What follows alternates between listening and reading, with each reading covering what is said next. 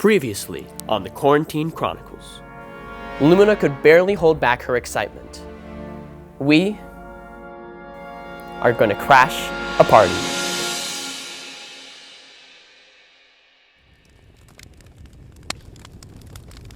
Well, hello there, and welcome back to another episode of the Quarantine Chronicles. I'm your narrator, Benjamin Earhart. Whoa! What are you doing here? We're doing things a little bit differently this week. I, along with John, for the last 6 weeks, have been working to coordinate behind the scenes our authors, who have brought you this exciting tale of action And mystery, and intrigue. suspense, love, romance. Okay. Back to the script. This week is special because it's our finale. It's also special to me because I wrote this chapter.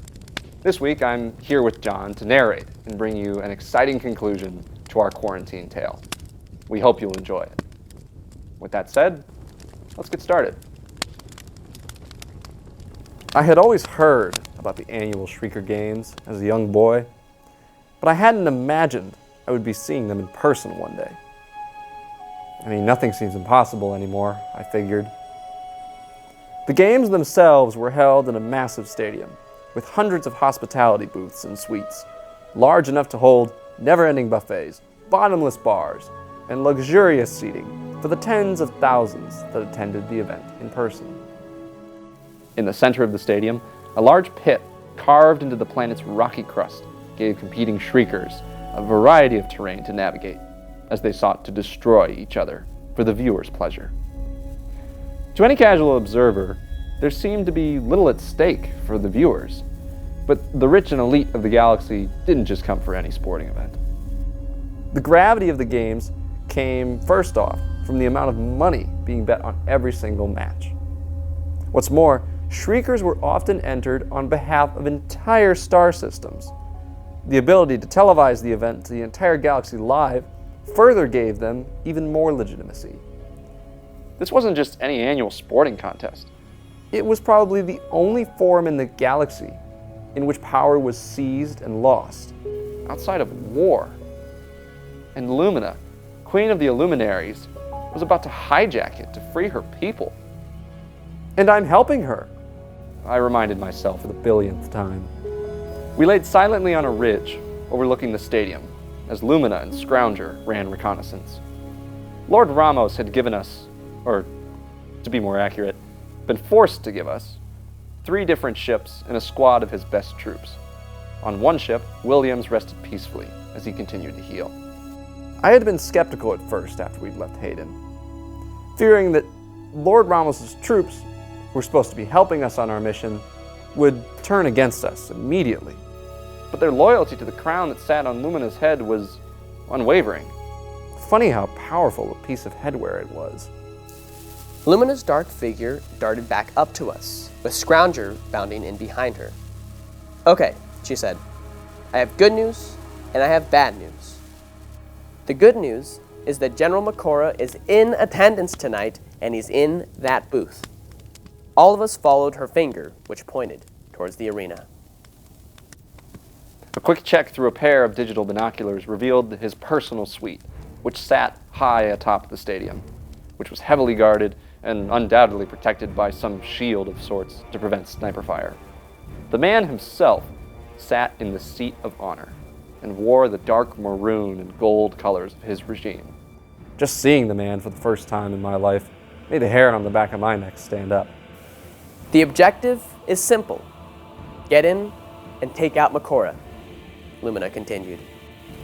The others nodded in agreement, as if it was a simple task. Every instinct in my body begged to disagree.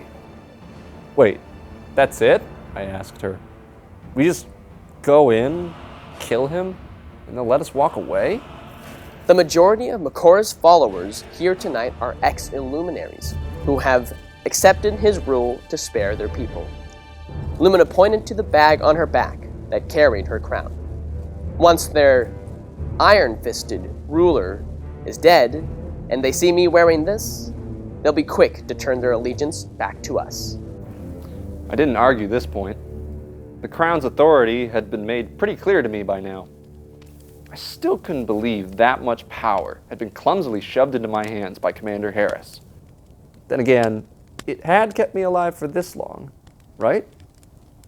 And what's the bad news? Makora is heavily guarded, but I have an idea to get around that.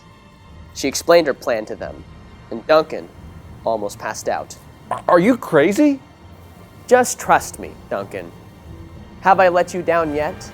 Lumina added, with her trademark grin.